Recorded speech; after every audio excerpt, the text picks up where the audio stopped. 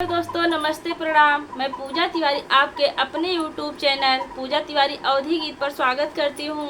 दोस्तों आज हम आप लोगों के लिए एक बहुत ही सुंदर सोहर लेकर आए हैं। आप लोग वीडियो को लास्ट तक देखिए और कमेंट करके हमें बताइए कि यह गीत आपको कैसी लगी। और हाँ, आप लोग जो लोग भी हमारा चैनल देख रहे हैं हम उनको दिल से धन्यवाद देते हैं।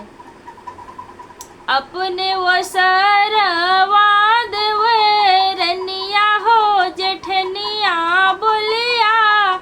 बोले हो जेठनिया बोलिया बोलाई हो मोरी बहिनी हंसत खिलात मोरला लनवा हो नजरिया जिनिला गायो हो नजरिया जिनिला गाए हो मचियही बैठली सासू त बहू आया रजकार बहू आया रजकार हो मोरी सासू कवन जन्म हमरा भैल हो होरिल नाही पाए हो संतति नाही पाया हो सासू के सासू ना जानू हो ननद रे आयु हो ननद गरी आयु हो मोरी बहुअरी भन मुख मारू चट कनवा हो होरिल कैसे पैबू हो संतति कैसे पैबे हो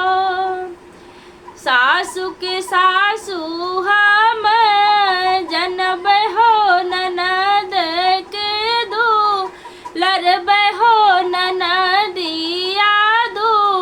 लरबाई हो मोरी सासू भन मुख बान्हब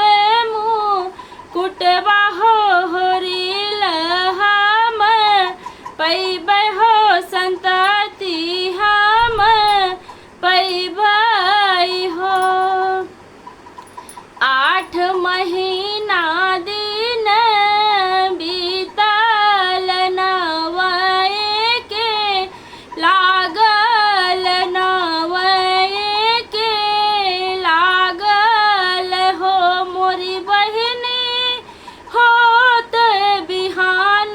पाह फाट होत होरी लाज नमली है होरी लाज नमली